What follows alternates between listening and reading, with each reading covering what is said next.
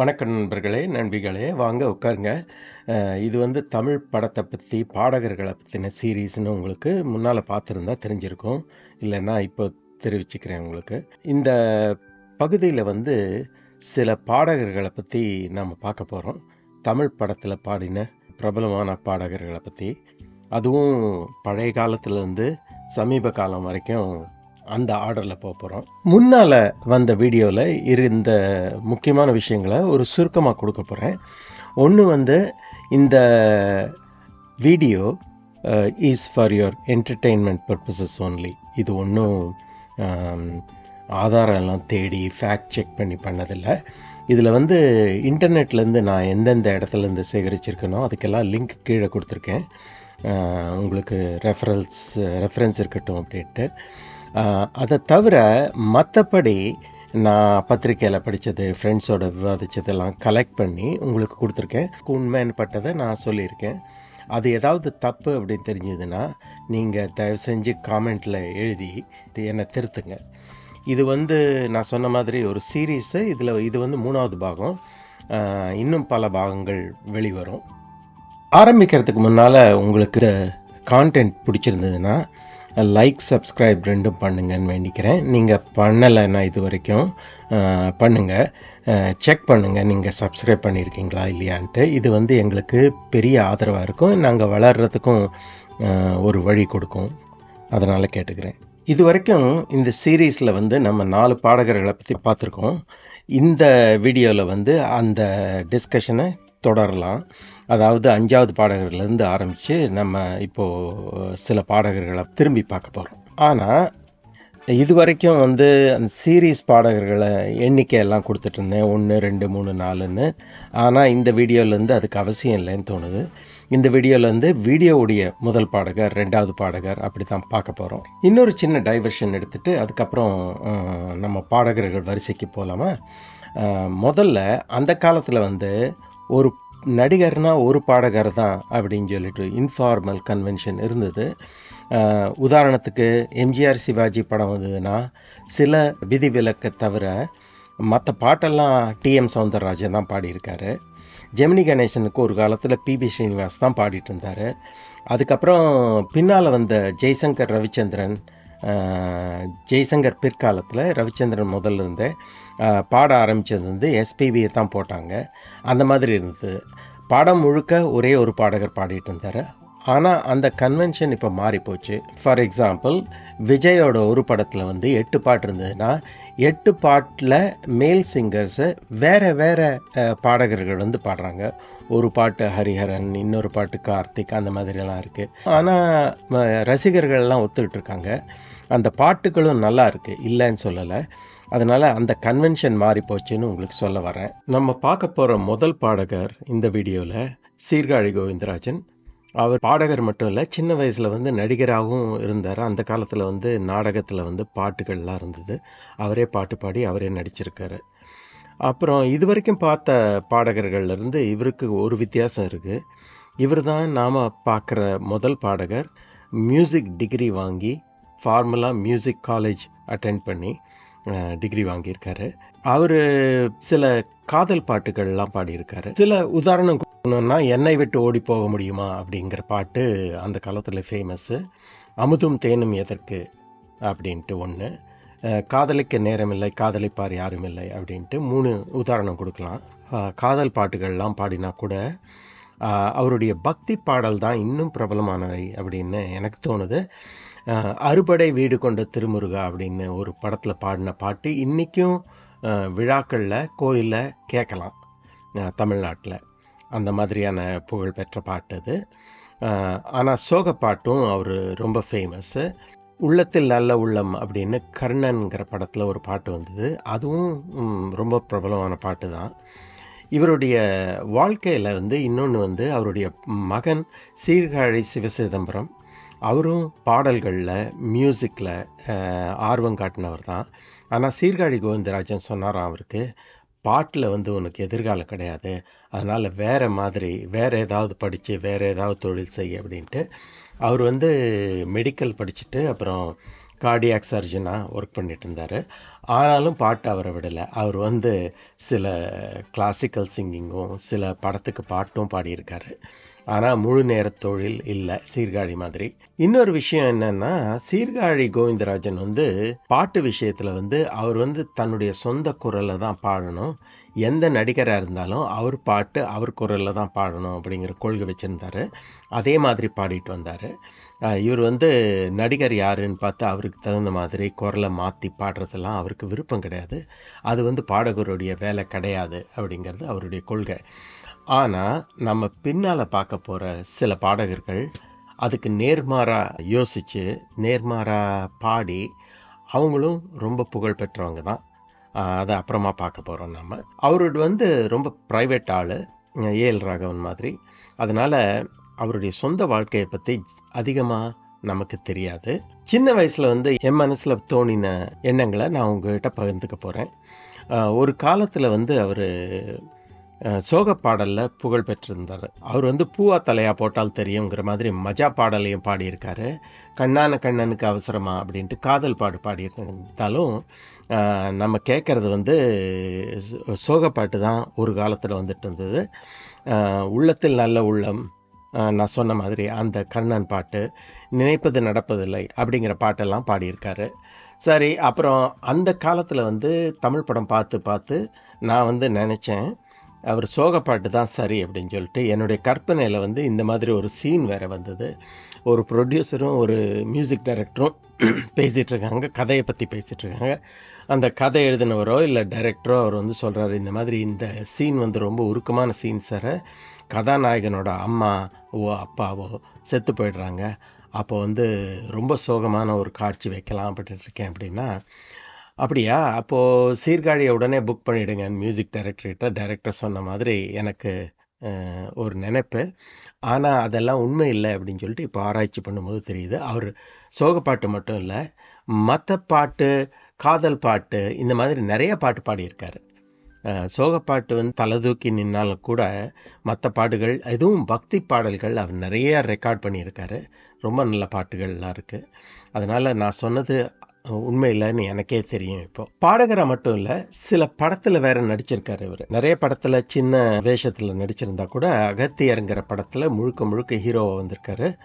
அதுக்கப்புறம் கந்தன் கருணையில் நக்கீரராகவும் நடிச்சிருக்காரு. அது ரெண்டும் ரொம்ப பிரபலம். சீர்காழியை பற்றி இன்னொரு விஷயம் சொல்லிட்டு அதுக்கப்புறம் அவருடைய பாட்டுகளை எல்லாம் பார்க்கலாம் அப்படின்னு இருக்கேன். அந்த காலத்தில் டிஆர் பாப்பான்ட்டு ஒரு ஃபேமஸ் மியூசிக் டைரக்டர் இருந்தார் தமிழில். அவர் சீர்காழியை போட்டு சில பாடல்கள்லாம் பாடியிருக்காரு. அப்போது அவருடைய உதவியாளராக அவர் கூட பணிபுரிஞ்சிட்டு இருந்தது பிற்காலத்தில் பிரபலமான ரொம்ப இளைய ஏஆர் ரஹ்மான் தான். ஒரு பாட்டு போட்டியில் சீர்காழி கோவிந்தராஜன் ஒரு பாட்டு பாடும்போது அவர் ஏஆர் ரஹ்மான் ஜட்ஜாக இருந்து காமெண்ட் பண்ணார். சீர்காழி கோவிந்தராஜனுடைய கணீர் குரல் நிறைய பாடகர்களுக்கு கிடையாது. அவர் வாயை திறந்தால் அந்த அரங்கமே நிறைஞ்சிரும் அவருடைய வாய்ஸ்லேருந்து அப்படின்னு சொல்லிட்டு அவருடைய பழைய நினைவுகளெல்லாம் நினைவு கூர்ந்தார். ஏஆர் ரஹ்மானுக்கு சீர்காழி கோவிந்தராஜன் மேலே அவ்வளவு மதிப்பு இருந்தது அப்படின்ட்டு தெரிய வருது. சீர்காழியோட முதல் பாட்டாக நாம் தேர்ந்தெடுத்திருக்கிறது 1967 வந்த அதே கர்ணன் படத்து பாட்டு, உள்ளத்தில் நல்ல உள்ளம் அப்படிங்கிற பாட்டு. நான் இன்னைக்கு கேட்கறதுக்கு நல்லாயிருக்கும். நான் அதை கொஞ்சம் போட்டு காட்டுறேன், நீங்கள் கேளுங்க.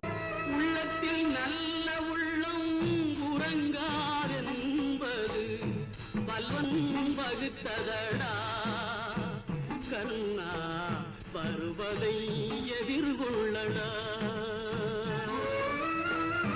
உள்ளத்தில் நல்ல உள்ளம் உறங்காதென்பது பலவன் வகுத்ததடா. கர்ணா வருவதை எதிர்கொள்ளடா.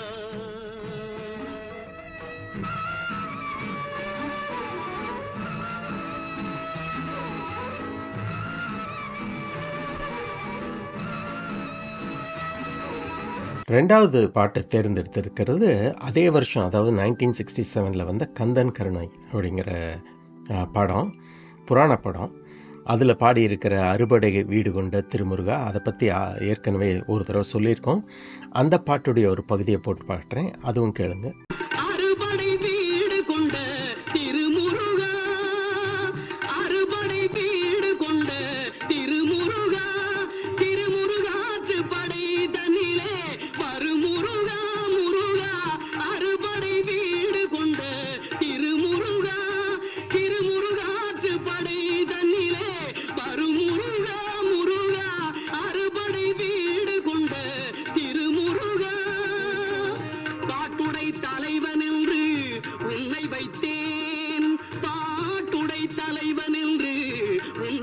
வைத்தேன் உன்னை பாடி தொழுவதற்கே என்னை வைத்தேன் உன்னை பாடி தொழுவதற்கே என்னை வைத்தேன் முருகா.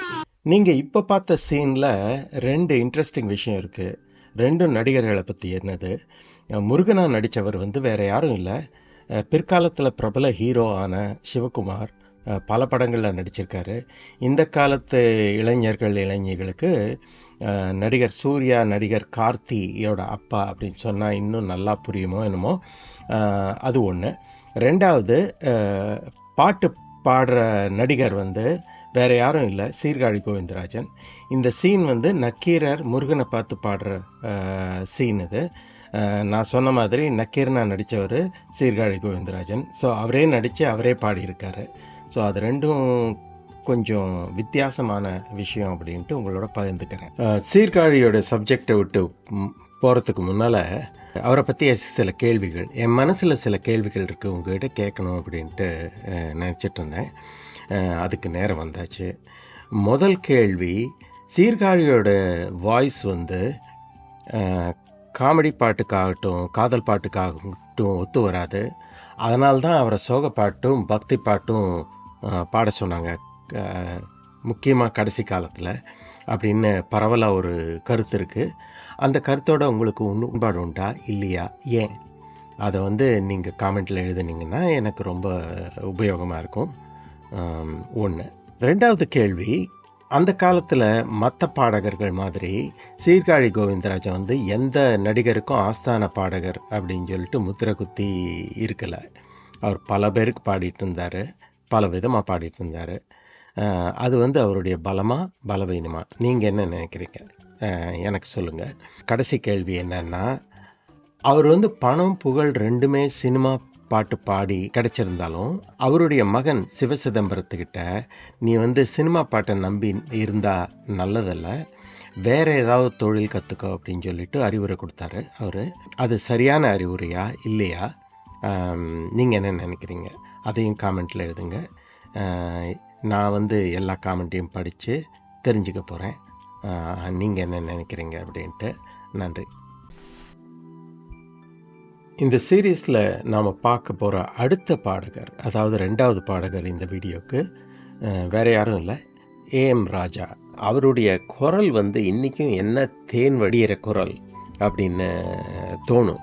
One of the skilled singers அப்படின்னு நான் நினைக்கிறேன். ரொம்ப அருமையான பாட்டு, ரொம்ப அருமையான குரல், அசாத்திய இசைத்திறமை கூட இருந்தது. அவர் ரொம்ப நாள் நிலைக்கலை. அதை பற்றி கொஞ்சம் பேசலாம். முதல்ல அந்த பாடகரை பற்றி. அவர் பிரபல பின்னணி பாடகி ஜிக்கி கல்யாணம் பண்ணிக்கிட்டாருன்னு தெரியும். இவரும் தெலுங்கு தாய்மொழியாக கொண்டவர் தான், ஜிக்கியும் தெலுங்கு தான். அவங்க 2 பேரும் கல்யாணம் பண்ணிட்டாங்கன்னு நிறைய பேருக்கு தெரியும். சில பேருக்கு தெரியாத விஷயம், அவருடைய மரணமும் அசாதாரணமானது தான் அப்படின்ட்டு. 1989 திருநெல்வேலி ஜில்லாவில் ஓடுற ரயிலை பிடிக்கிறதுக்கு பின்னால் ஓடி ஏறும்போது வழுக்கி விழுந்துட்டார். அதுலேயே கொல்லப்பட்டாருங்கிறது ஒரு வருத்தத்துக்குரிய விஷயம். சரி, இவ்வளோ இசைத்திறமை இருந்தும் ஏன் நிலைக்கலை அப்படின்னு கேட்டிங்கன்னா, அவருக்கு இருந்த கோபந்தான் காரணம்னு நிறைய பேர் சொல்கிறாங்க. அவர் எப்போவுமே மற்றவங்க வேலையிலையும் இன்டர்ஃபியர் பண்ணுவார் அப்படின்ட்டு. அவர் பிற இசையமைப்பாளருக்காக பாடின பாட்டில் கூட இப்படி இருக்கக்கூடாது அப்படி இருக்கணும்னு சண்டை போடுவாராம். சண்டைன்னா கொஞ்சம் நஞ்சம் இல்லை, அவருக்கு இருந்த கோபம் அசாத்தியம். அதனால் அவரோட சேர்ந்து வேலை செய்கிறது ரொம்ப கஷ்டம் அப்படின்ட்டு தமிழில் தெலுங்கில் 2லேயுமே இசையமைப்பாளர்கள் எல்லாரும் அவரை பகிஷ்காரம் பண்ண ஆரம்பித்தாங்களாம். எம்எஸ் விஸ்வநாதன் உதாரணத்துக்கு பகிரங்கமாகவே சொன்னார், இனிமே ஏஎம் ராஜாவோடய நான் வேலை செய்ய போகிறதில்ல அப்படின்ட்டு. அந்த நிலைமைக்கு போயிடுச்சு. மியூசிக் டைரக்டர்ஸ் மட்டும் இல்லை, டைரக்டர்களோட கூட நிறைய சண்டை போட்டிருக்காரு, இப்படி பண்ணக்கூடாது அப்படி பண்ணணும் அப்படின்ட்டு. அதனால தான் அவருக்கு வாய்ப்பெல்லாம் கம்மியாகி நின்று போச்சு அப்படின்னு சொல்கிறாங்க. அடுத்ததாக ஏஎம் ராஜாவுடைய சில பாடல்களை பார்க்கலாம். முதல் பாட்டாக நான் செலக்ட் பண்ணியிருக்கிறது 1961 வந்த படம் தேன் நிலவு, ஜெமினி நடித்த படம். அதில் பாட்டுடைய பெயர் பாட்டு பாடவா. இன்றைக்கி கேட்டாலும் அருமையாக இருக்கும். அவருடைய குரல் மாடர்ன் டைம்ஸுக்கு கூட டிரான்ஸ்லேட் ஆகும் அப்படின்னு எனக்கு தோணுது. நீங்கள் கேட்டுட்டு உங்கள் கருத்துக்களை எழுதுங்க. பாட்டு பாடவா, பாட்டு பேசவா, பாடம் சொல்லவா, பறந்து செல்லவா, பாலிலாவை போல வந்த பாவை அல்லவா, நானும் பாதை தேடி ஓடி வந்த காளை அல்லவா. பாட்டு பாடவா, பாட்டு பேசவா, பாடம் சொல்லவா, பறந்து செல்லவா, பாலிலாவை போல வந்த பாவை அல்லவா, நானும் பாதை தேடி ஓடி வந்த காளை அல்லவா. பாட்டு பாடவா, பாட்டு பேசவா, பாடம் சொல்லவா, பறந்து செல்லவா. அந்த 1961ல் வந்த தேன் நிலவு படத்தில் 2 சுவாரஸ்யமான விஷயம் இருக்குது. முதல் விஷயம் என்னன்னா, அந்த படத்துக்கு இசையமைப்பாளர் கூட ஏஎம் ராஜா தான். அவருடைய இசையமைப்பு திறமை, பாட்டு திறமை ரெண்டுமே அந்த பாட்டில் வெளிவந்தது. ரெண்டாவது ஆச்சரியமான விஷயம் என்னன்னா, வைஜெயந்தி மாலா அந்த படத்தில் நடிச்சிருக்காங்க. அவங்க தமிழ் படத்தில் நடித்த 12 படங்களில் இது ஒன்று. அது எனக்கு ஆச்சரியம் கொடுத்த விஷயம். ரெண்டாவது பாட்டு அவருடையது செலக்ட் பண்ணோன்னா, அதே 1961ல் அதே தேன் நிலவு படத்துலேருந்து தான் செலக்ட் பண்ணணும்னு நான் நினைக்கிறேன். அந்த பாட்டுடைய பெயர் ஓஹோ எந்தன் பேபி. அருமையான பாட்டு, அருமையான குரல் வளம் எல்லாம் இருக்குது. அதை கொஞ்சம் கேளு.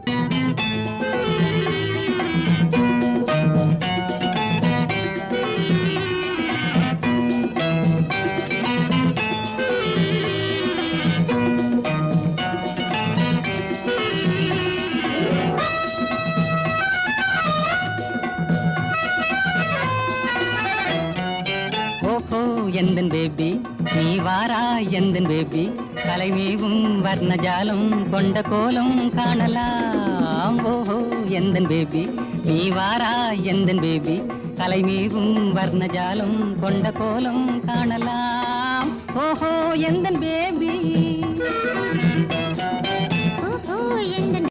ஏஎம் ராஜாவுடைய பாட்டுகளுக்கு நிறைய உதாரணம் இருக்குது. அவருடைய சிக்னேச்சர் ஸ்டைல் வேறு மாதிரி, அவருடைய குரல் நான் சொன்ன மாதிரி அமுதம் மாதிரி இருக்கும். அதனால் நிறைய சாய்ஸ் இருந்தாலும் ஒரே ஒரு பாட்டு பார்க்குறதுக்கு தான் நமக்கு டைம் இருக்குது. மூணாவது பாட்டாக நான் செலக்ட் பண்ண பாட்டு 1959ல் வந்த படம். அது படத்தோட பேர் கல்யாண பரிசு. அதுவும் நல்ல ஹிட்டு தான் அந்த காலத்தில். அந்த பாட்டோட பேர் வாடிக்கை மறந்ததும் ஏனோ அப்படிங்கிற பாட்டு.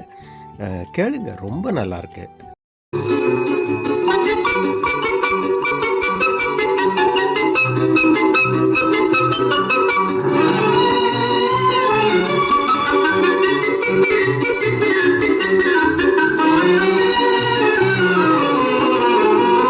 வாடிக்கை மறந்ததும் ஏனோ, என்னை வாட்டிட ஆசைதானோ, பல கோடி மலரழகை மூடி வைத்து மனதை கொள்ளையடிப்பதும் ஏனோ, வாடிக்கை மறந்ததும் ஏனோ. இப்போ ஏஎம் ராஜாவை பற்றிய கேள்விகள். முதல் கேள்வி என்னன்னா, அசாத்திய திறமை இருந்தும் அருமையான குரல் வளம் இருந்தும் ஏன் அவர் நிலைக்கலை? நாம் ஏற்கனவே சொல்லியாச்சு அவருடைய கோபம்தான் காரணம் அப்படின்ட்டு. ஆனால் அதில் எனக்கு ஒரு கேள்வி இருக்குது. அவர் கோபம் வர வர வாய்ப்புகளை எல்லாம் இழந்து ஒவ்வொரு மியூசிக் டைரக்டராக சேர்ந்து இனிமே ஒர்க் பண்ண மாட்டேன் அப்படின்னு சொல்லியிருக்காங்க. அதனால் தெரியும் அவருடைய வாய்ப்புகள் எல்லாம் குறைஞ்சிட்டு வருதுன்னு. ஆனாலும் ஏன் அவர் சண்டை போடுறதை நிறுத்தலை அப்படிங்கிறது முதல் கேள்வி. ஒன்று, அவர் கோபம் அந்த அளவுக்கு அவர் கண்ணை மறைச்சதா, அவருக்கு கண்ட்ரோல் போயிடுச்சா, அது ஒன்று. இல்லை என்ன தான் இருந்தாலும் தப்புன்னு படுறதை எடுத்து சொல்லணும் அப்படிங்கிற குணமாக. இந்த மாதிரி 2 கருத்து பரவலாக இருக்குது. நீங்கள் என்ன நினைக்கிறீங்க? எனக்கு சொல்லுங்கள். ரெண்டாவது கேள்வி என்னன்னா,